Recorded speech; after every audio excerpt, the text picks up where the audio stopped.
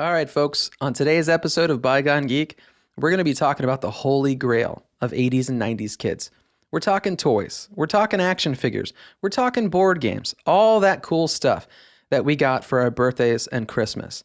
So I couldn't think of a better way to kick this off than just by saying, I don't want to grow up. Because maybe if I did, then I couldn't be a Toys R Us kid.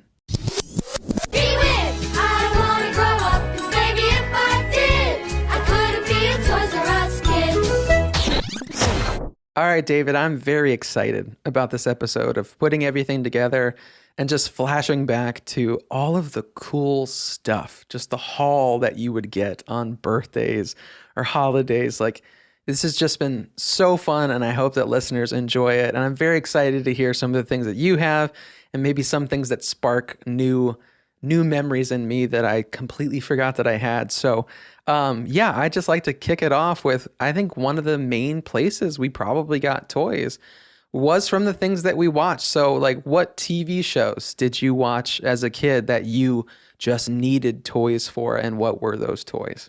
I have to start just by saying, thanks, Mom. You really got me. As I look back, you got me basically everything. So my mega toy collection has to come from Power Rangers. Go, go, Power Rangers! It's amazing how many Power Ranger toys I had. They came out with a Power Ranger that had a bigger chest. Okay. I think I think I do remember that. So do you remember what was in his chest? I don't, but I specifically do remember like a beefier looking one. I don't remember what was in his chest though. If you flipped his morpher on his belt, his face came out of his chest. Oh, okay. Without the mask. Oh, okay. I had all of the Rangers for that, but my favorite was obviously the Green Ranger. Uh-huh. Sorry, White Ranger fans. Sorry, Red Ranger fans. Here's a story that I have as a kid. I remember going to like a daycare, and I had a cardboard cutout that I took with me of the Dragon Dagger. Oh, nice. That's cool. I feel like they called my mom and said, this kid's playing with a cardboard cutout of this while everyone has the real one. Because I remember the next day I had the real one, I feel.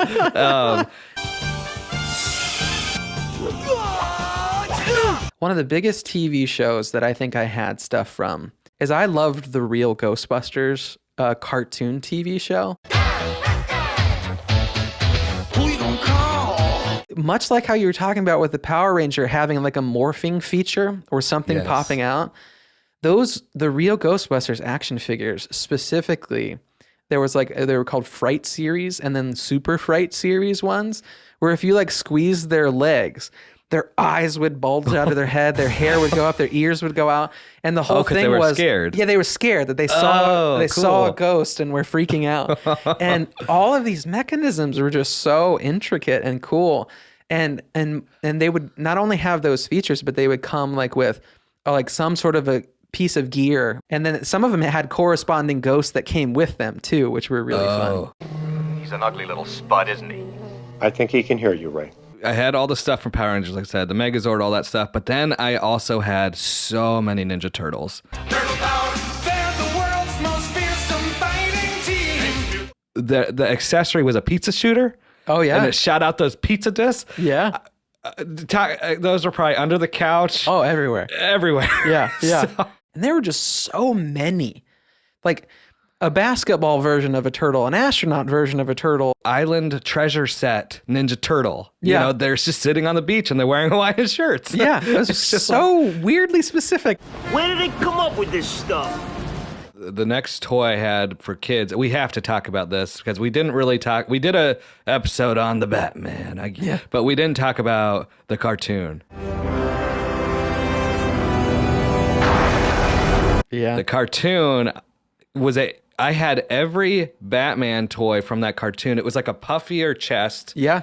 But they made him in every skin or costume, again, kind of like the Ninja Turtles that you could imagine. Every iteration of camouflage, like accessory, things you've never seen in a comic book of Batman or the TV show or the movie. You're just making stuff up to like boost toy sales. We know what you're doing, but I want it anyway. And they always put like the word claw at the end Yeah. because he had some kind of claw type Yeah, toy. Iron Plumber Claw. claw. Yeah. Batman, yeah. Wait, what'd you say? Iron I said claw? Iron Claw. You say Plumber Claw. That's a lot cooler than plumber. I don't know why. He's fishing out a clogged toilet or something. That goes to the outlandish though of what they decided to create for these Batman toys. Anything will work. What's that? Oh, you wouldn't be interested in that. But there is something from a movie that I had, and it's an electronic, but it was a toy. Uh-huh. The Talkboy Oh, the Talk from Boy. Home Alone 2. That was the coolest thing. Like, it was such simple technology. Sure. Recording on a cassette tape. What was you your held memory it? of getting it? Did you get it for a gift, or like when did you get yours? It feels like a Christmas morning gift. Yeah. And then you spend the whole day recording everything and replaying it back. Oh yeah, the slow-mo. Like a hotel room, please, with an extra large bed, a TV. I think the other thing that I think was big, especially for young boys like us, was gun-based and shooting toys. Yeah. So Yeah. what is your fondest kind of memory of those types of toys? When I think instantly back, commercials, this specific toy gun, it has to be the Super Soaker 50. The Super Soaker 50 from Laramie. Summer was Super Soaker memories. See, I have sure. memories of just the bikes laying in the grass, and then stacks of Super Soakers or water guns laying in the grass too. Like when you're The taking a hose break. just sitting there, just like fully on. Your Yeah. parents paying for a massive water bill. The yard has been flooded. We left the hose on for like 2 hours. As we're just, And then the ice cream truck would come. Yeah. I mean, that was summer, The good right? old days, man. The good old days. And you can soak someone up to 50 feet away. But my parents bought a laser tag set. It was it's a company called World of Wonder. They had these black Star Trek-y looking futuristic guns. Yeah. They had like these little red slots on the side where you could see like the laser shooting. And all of a sudden I hear "Bloop," that I got shot. And I'm like, where the world is this coming from? Your dad's like on the roof. Well, it's funny that you mentioned that because it wasn't until quite a while later that my dad admitted that right at the peak of our roof was an attic window. That he actually wasn't even outside. He was full-fledged sniper in that attic window, just pecking off his kids. Nothing, Mom. Just playing laser tag. Well, that's okay, but that's enough for tonight. Did you play Crossfire? Like Crossfire. you get caught up in a crossfire. Like Yeah. it's just had the 80s hair band singing to it. Like Can I cry on a podcast? It was it was my favorite commercial of a toy that I never had. I never had Crossfire. just when you said your mom did a great job, she didn't do good enough. Mom, there's still time. It's probably like $400, but how much do you love your son? Crossfire. Crossfire. You get caught up in the crossfire. This again, another commercial that I feel like did not need to say this, but it was for Mighty Max. Did yeah. you grow up with Mighty Max? I did. Yeah. Yeah, like the boy version of Polly Pocket. Yeah. right? Yeah. So they did this great. It was one. There were different play sets, and this one was specifically was called The Hand, and they would go The Hand, and then all this really cool voice. Mm-hmm. At the end, figures do not move by themselves.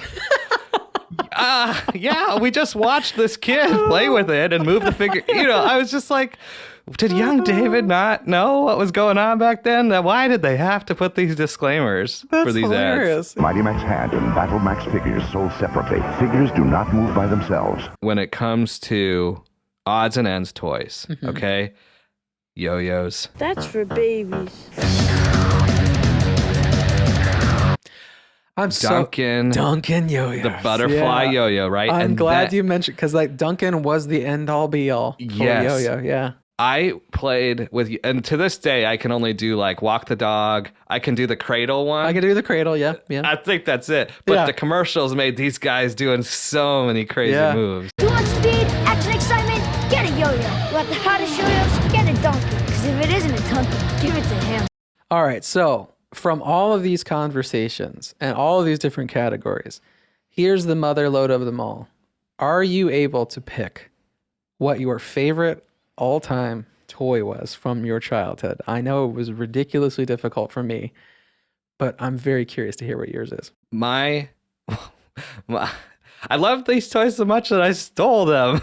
Oh no! I have a thief as a co-host.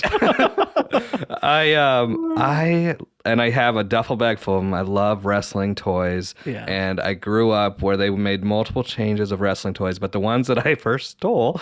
So here was my plan, okay? I would take the toy down and put it under those lower shelves where there were the box toy versions of things, right? Right. And I'd unwrap it behind that and then just put it in my pocket. Does your mom know this? She does now. She's listening. Sorry. So The Rock just wants to know, are you going to arrest the Great One?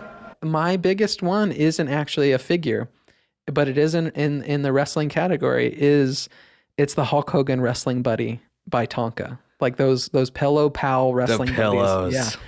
Those ones that they made, kids dropping elbows, doing frog splashes, and all of these other things. Hogan and the Warrior had like these plushy noses that were stitched onto their face.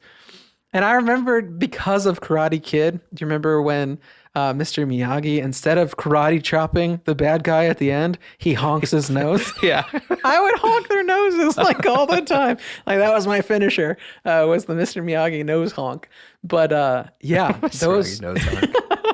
It's a very fatal move. Only highly trained martial artists can learn it.